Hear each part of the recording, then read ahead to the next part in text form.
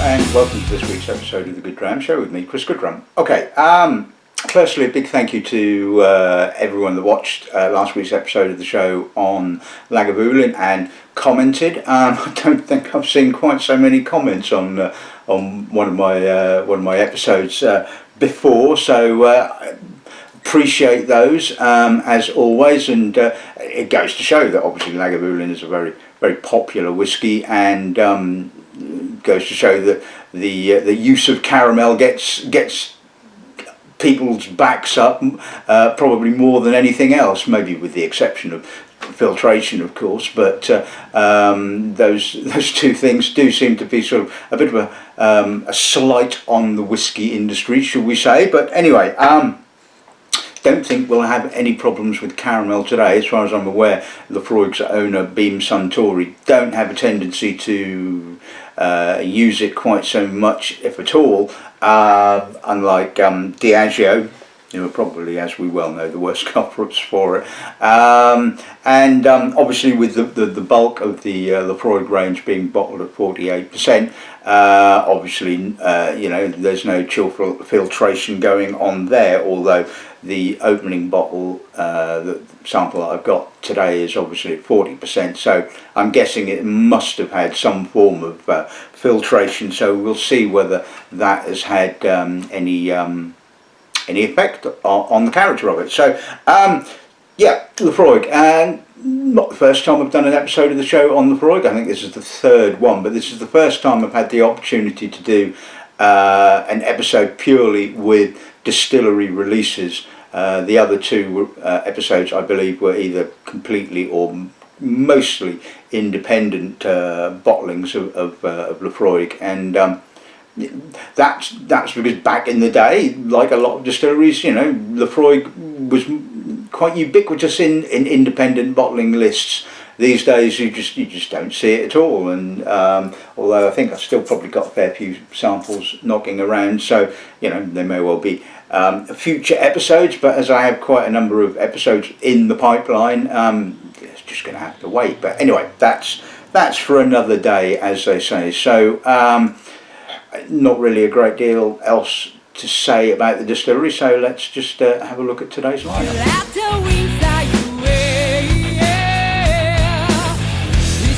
Right, okay, so we're going to kick off with the aforementioned 40% bottling. This is the Laphroaig Select.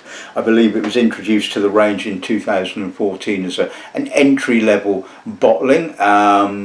So it's selling for about 30 quid. It has no age statement, and as the name suggests, it's a selection of casks, including Oloroso butts, American white oak seasoned with PX, or American white oak hoggies, and first fill bourbon casks. So be interesting to see what that's like. 40%, obviously they're trying to keep the sort of like the price down, so hence the lessening of the ABV. I don't know what the 10-year-old is going for, but I mean that always used to be the entry level one, but I imagine that's now sort of crept up into the 40s, I would have thought, if it's not on offer, as it often has a tendency to be, which is one of the things that always is great on me. And I can certainly remember one particular Christmas, it was discounted so heavily that it was being sold by whichever supermarket it was for less than I could actually physically buy it wholesale, and you just sort of like go, well, what the hell's the point? There isn't any. So anyway, that's by the by. So the second bottling we'll be looking at, incidentally, all the ones with the white caps come from the 2015 World Whisky Awards, and the other one comes from, I think, Whisky Magazine tasting. Anyway, so the next bottling we'll be looking at is, and it's time to murder some Gaelic, the An Cuan Mor. Yeah, I probably have murdered it, haven't I? Apparently means big ocean in Gaelic, and was a travel retail bottling which was introduced in 2014, aged in a combination, aged in first fill American oak and then finished in European sherry. Well, they say European oak, but I'm guessing that's probably European sherry, and looking at the colour of it, I would imagine that to be the case. Now, I don't know how much it goes for in travel retail shops, but you can. I have seen it on other websites, and it's 74 quid. God, it's going to be bloody good. Anyway, next bottle we're looking at is this one, the Triple Wood, which I've always been a fan of. Seems to have been around for donkey's years, to be honest with you. So this is a bottle of 48%. Starts off its life in ex-bourbon casks before then being moved into quarter casks and then being moved on into Oloroso to, well, as they say, smooth some of the rough edges off. But that's one of the things about Laphroaig. It's one of the things that we like, you know. I like a bit of rough, edgy Laphroaig, and you know, sometimes, you know, they dabble a little bit, maybe too much sherry, possibly. But you know, I think Laphroaig by and large is always pretty entertaining, and I've always enjoyed the Triple Wood. Right, then we're going to move on to this one, which is a bit of, I guess, a divisive bottling. This is called Laphroaig Lore, which I believe was introduced in 2016. Apparently, according to the blurb, the marketing blurb, this was created by distillery manager John Campbell from a vatting of various aged spirits from 7 to 21 years old, and aged in a combination of first fill sherry, quarter casks and reused peated casks.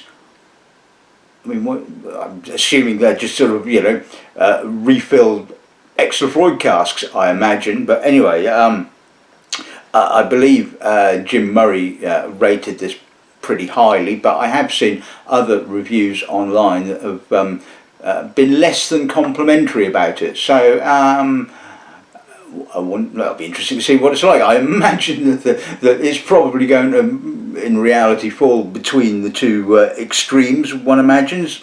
And I think a lot of people would certainly the negative reviews were basically saying it just wasn't worth 80 odd quid. I guess we shall see. And finally, we'll finish off with a bottling of the 10-year-old Cask Strength. This is batch number 5 from February 2013, bottled at 57.2%. And I personally thought they'd stopped doing them because, you know, I remember you used to stock it, you know, and used to be able to get hold of it quite easily. And these days, I gave up on trying to get hold of it because I just couldn't do so. And would you believe it's now 150 quid a bottle for the 10-year-old Cask Strength?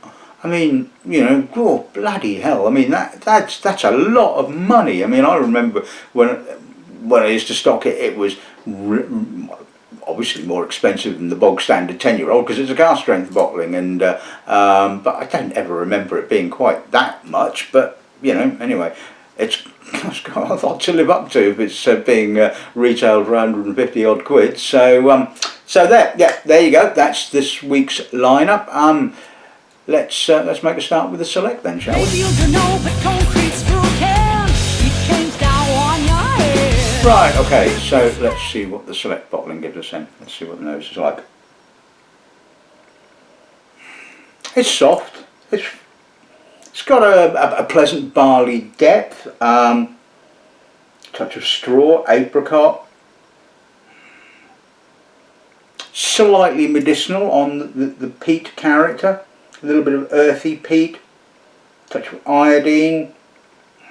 It's obviously not the punchiest of or intense noses that I've ever come across. I mean, obviously, not being bottled or being bottled at 40% has obviously taken some of that intensity from the spirit, but you know, it's pleasant. I mean, absolutely nothing wrong with that at all. And you know, you shell out 30 quid for a lot worse, I can tell you. A little bit of oak. I mean, one of the things I like about Laphroaig is, yes, it's heavily peated, but like Kalila, it has a really good base of barley character, and I would love to see an unpeated Laphroaig. I think that would be really interesting. So whether they would ever do such a thing, of course, is another matter. But it would be, yeah, I think that would be really interesting to see the the character of the spirit without actually any peat at all. If any of you from Beam Suntory are watching, worth a thought, I think. Anyway, let's see what the pal's like.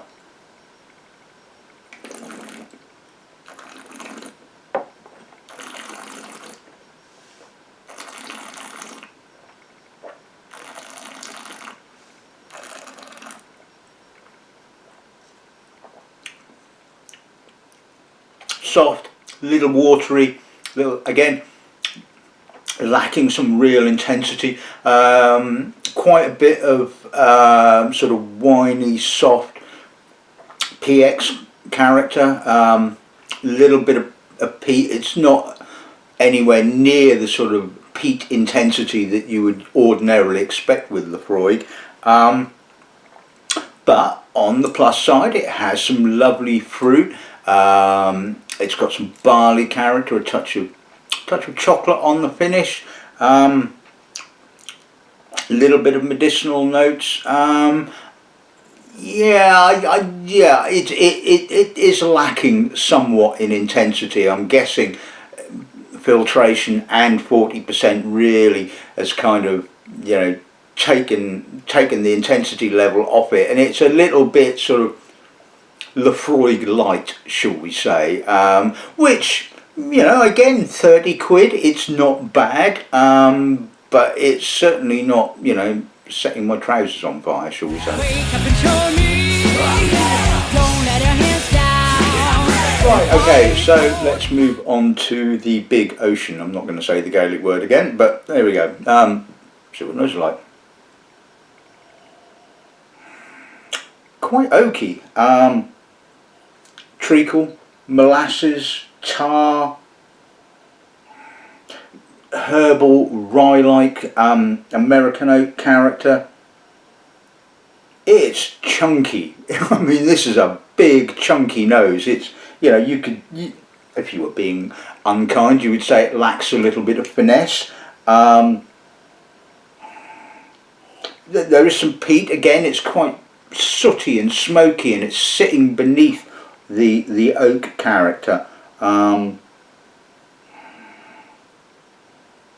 Slightly oily, quite rich, but there really is a lot of oak there.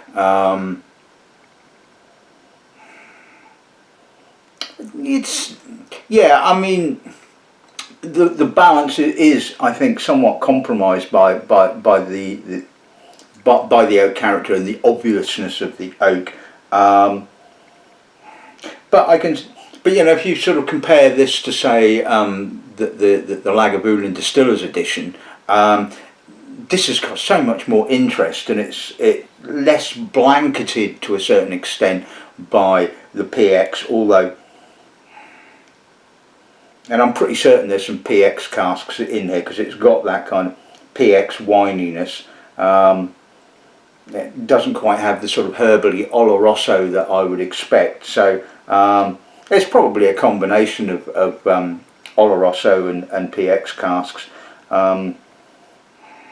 And yeah, I mean, it's okay. I mean, I wouldn't fork out 70 odd quid for it, it has to be said. But it's far more interesting than the Distillers Edition Lagavulin. Anyway, let's see what the pal's like.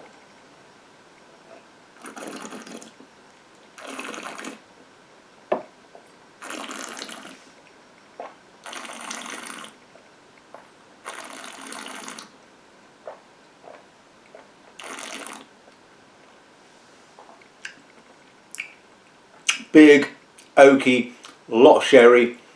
Again, I'm pretty certain there's some PX character going on here. I will say that obviously being bottled at 48%, it has kind of pushed through some of that sherry character, and certainly on the finish I'm now getting salt, I'm getting a little bit of violets, I'm getting medicinal peat, dry peat, and it does kind of like sort of go sherry, bang, alcohol, bit of distillery character. So it's a little bit more interesting, it has to be said. Quite chewy, malty. again, you could argue it does lack a little bit of finesse, but I think the palate seems to sort of be a little better balanced than the nose actually does. But even so, I still think, you know, if you shell out 70 odd quid for that, then you really would be expecting a little bit more complexity, shall we say. But you know, it is what it is. Right, okay, so let's move on to the triple wood. Let's see what the nose gives us on this end, shall we? That's nice, that's lovely. It's fresher, it's saltier. The emphasis is completely the other way round to the An Cuan Mor. This is more about the spirit character I'm getting. Apricots, I'm getting a little bit of apple, medicinal peat, dusty peat. I mean, even though you know, it's gone through quite a considerable array of different casks, the oak is quite taking a back seat. It's sort of sitting in the background. I mean, I'm getting a bit of tar, I'm getting a bit of juicy sherried fruits, but I'm getting that sort of lovely American oak structure. A little bit of coffee tannin kind of coming through, a little bit almost sort of mockery possibly. I mean, that is a lovely nose. That is really complex, and it's just so much better balanced, and you're just getting more of the distillery character, and the oak is doing what it really should do, and that is supporting the character of the spirit. Oh, that is a lovely nose. I really like that. That is an impressive whisky, it has to be said. So the pass on.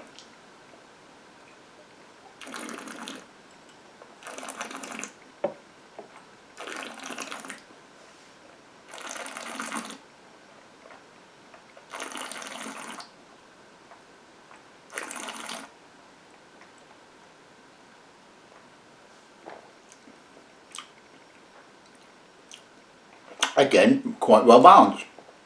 A little bit more sherry character on the palate. A little bit more of that sort of raisinated Oloroso fruit, and a bit like the An Cuan Mor, the spirit sort of has to sort of work its way through, but it does kind of come through. I'm getting sort of a lovely salty medicinal finish. It's got a lovely richness to it. It's broad, it's full. There's sort of molasses, there's tar, a little bit of iodine,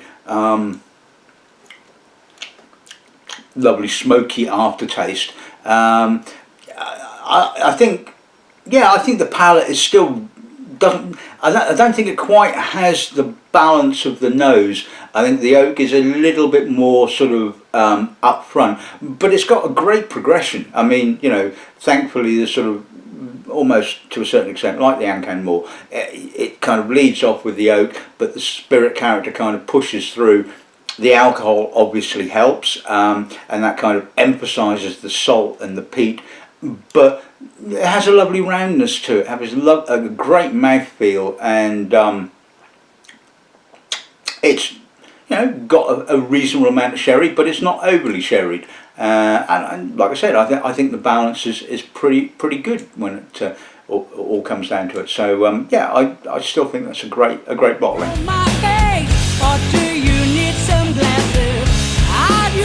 Okay, so let's move on to the Laphroaig Lore. See what nose gives us on this end, shall we? Now you can obviously smell there is some mature fruit and mature oak here at work. It's quite sort of, well, wouldn't quite go as far as saying it's restrained. It certainly doesn't have, say, the punch of the quarter cask, the triple wood, sorry. I mean, it's got a nice amount of sherry, moist, supple, fruit cakey sherry, bit of tangerine, orange rind, dusty peat, a little bit of medicinal notes. I don't, you know what, I think that's not a bad vatting at all, to be honest with you. I mean, it has what I would want from sort of, you know, using different aged spirits. It certainly feels like it's got some mature spirit at its core, and there is some sort of younger notes kind of like drifting around that kind of mature core. You know, I don't, you know, I don't think sort of 80 odd quid is excessive for this. It's got a lovely complexity. There's a bit of nutty oak kind of coming through. Again, I think it's really quite well balanced. Yeah, and you get a little. It's got that sort of distillery character. It's not overly oak orientated. I mean, the more you sort of leave it in the glass, the more salty sea spray sort of coastal character kind of comes out. And yeah, okay, you get a little bit more of the younger spirit, but you know, I don't think that's really such an issue, to be honest with you. I mean, like I said, it has the sort of like the maturity at its core, and the gives it a sort of a basis, a grounding, and the sort of younger spirit is kind of giving it a bit of exuberance and a bit of, you know, a bit of a sort of a twang, shall we say? You know, so I think this is actually pretty interesting, and I think sort of, you know, whatever the reviewer was that called it dull, must have had a sort of yeah, could well have had a sort of a tainted sample possibly, because I really don't think this is a dull nose at all. Let's see what it tastes like.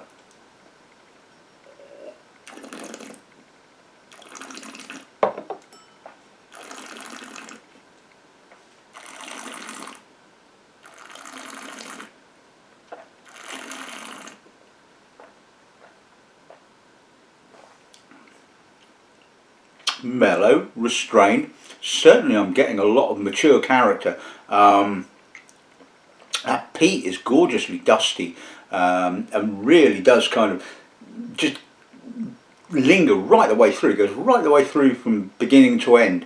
And you really can taste the mature character of the malt. It has, you know, some lovely maturity at the end of the day.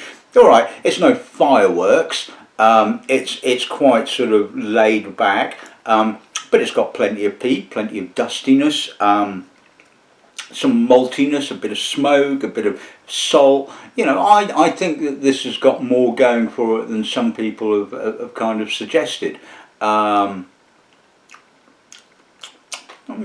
Bit of chocolate as well. You know, I think that's a lovely bottling in actual fact. I think the nose is possibly slightly more interesting than the palate. The palate is a little bit laid back, but then, you know, I've tasted old Laphroaigs and that's how they are, you know. And this does come across with quite a fair amount of maturity. And so, you know, you could argue that, you know, that the older spirit is probably punching above its weight. And I mean, I don't know what a 20, 21, 25-year-old Laphroaig is going for, but I can tell you what, it's going to be a damn sight more than 80 quid. So, you know, if you're on a bit of a budget and you want something with some maturity characteristics, then no, I don't think the Lore is a bad bottling at all, to be frank. And certainly certainly not dull. But anyway, that's just my opinion. Wake up and show me. Don't let her hands down. Okay, and on to the final bottling of this episode. This is the 10-year-old Cask Strength, bottled at 57.2. Let's see what those gives us on this then, shall we?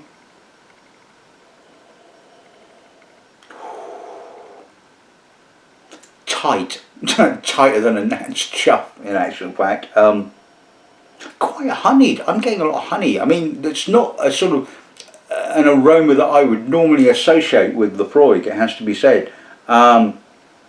Really fruity. You know, it's got that sort of slightly higher tone, almost kind of Colila, almost, dare I say it, Port Ellen-y kind of like character. There's white fruit, there's get almost kind of rhubarb sticks, wood spice. Got a slight meatiness as well. You know, there's obvious peat, but the sort of the alcohol is kind of keeping that sort of slightly under wraps. Touch of burnt wood. I mean, there's a chunk of sherry. I'm guessing this is American oak and possibly sherry finished, or a vatting of American oak and sherry matured. But that has a real intensity, and that is absolutely gorgeous. I mean, now whether I would pay 150 quid for it, on the other hand, I mean, it is stunningly good, and you know, always loved the 10-year-old Cask Strength, but 150 quid, you are asking a bit. Let's see what the pal's like.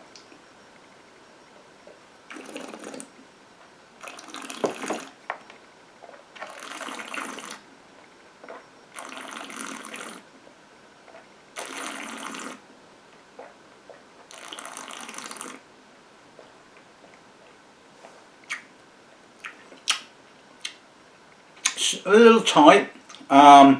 Certainly the alcohol doesn't punch you in the face. It is quite sort of, it's tight yet restrained, if you see what I mean. It's a bit of a contradiction, it has to be said. There's some lovely dusty, tarry, slightly medicinal peat. Less complex than you would kind of expect, given the lovely complexity of the nose. The sherry is possibly a little bit more noticeable. There's a little bit more dried fruit.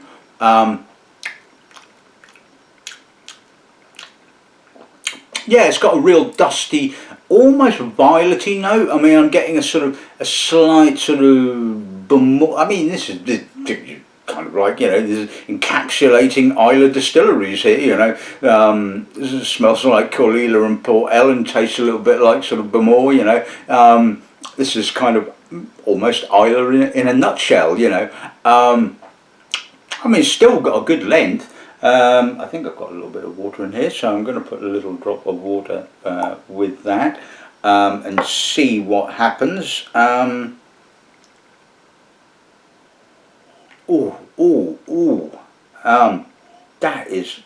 It really lessens the sherry. I'm getting kind of apricot, I'm getting orange conserve, touch of prune possibly, a real sweet barley note. I mean, again, it reminds me of Caol with that lovely sort of sweet barley character. Peat is still there, it's just a little bit softer, a little bit more dustier. Yeah, that works really nicely with a drop of water. Let's see what the pal's like now.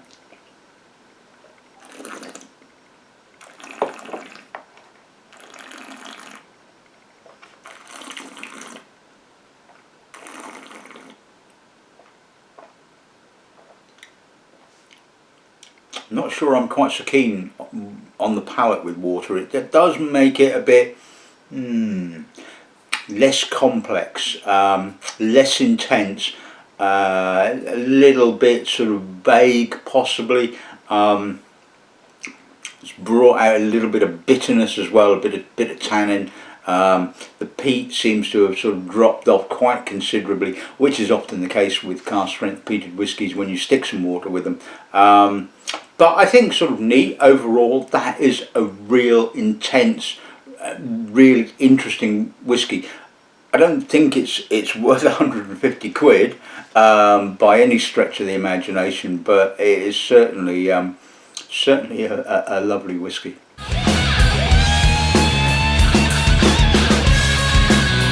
Right, okay, so let's sum today's episode of the show up. Well, Laphroaig Select, I don't think it's too bad for 30 quid. I mean, you know, it's like I say, it's not going to set your pants on fire. I mean, it's an entry-level Laphroaig. It delivers a certain amount of pleasure, shall we say. It has its plus points and it has its limitations. I mean, it's always going to be the case, isn't it, really, with, you know, entry-level bottlings. I mean, but you know, you would not be disappointed. I don't think you would be disappointed if you bought that, or if you purchased it yourself. To be frankly honest with you, you know, it's a pleasant whiskey at the end of the day. And you know, I guess with, and I know this is probably the wrong thing to say, but with entry-level sort of inexpensive whiskies, you do, to a certain extent, temper your expectations,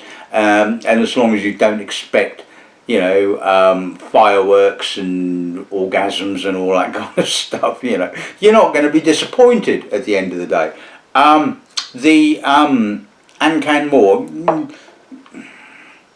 I mean, I don't know what it retails for in travel retail environments. I'm hoping it's a damn sight less than 70 odd quid that I've seen it being sold for, because it is certainly not worth 70 odd quid. You know, it's kind of oak heavy. The palate is slightly more interesting than those, I guess. But, you know, at the end of the day, it is what it is. And you know, this is the whole kind of dichotomy of travel retail bottlings. You have some distilleries that see it as a dumping ground for poor quality spirit, and you have other distilleries that see it as an opportunity to bottle ridiculously old, one presumes, damn good spirit in fancy packaging and what have you, and charge you an arm and a leg for it.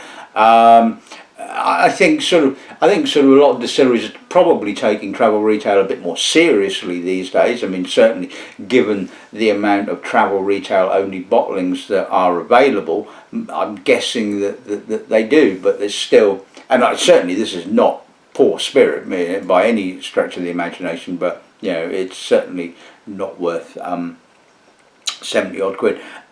The triple wood, you know, I still really like that bottling. I mean, I think it is just really well balanced, considering the amount of cask types it's gone through. It still retains a lot of distillery character, and the oak kind of plays more of a supporting role. And conversely, well, I haven't got it in today's tasting, I think the same with the quarter cask bottling as well.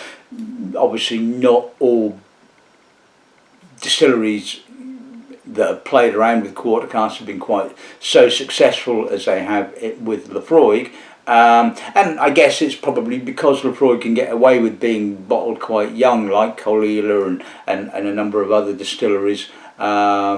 It kind of works quite nicely, and I still stand by the triple wood as being a pretty damn good bottling. The Laphroaig Lore, you know what? You know, I don't know. It's good, all right. Okay, whether it's as good as Jim Murray says it is, it's possibly open to debate. But I think it's the closest you're going to get to old Laphroaig without sort of like torching your wallet at the end of the day. And I don't think it's dull. I think it's got a lot of character.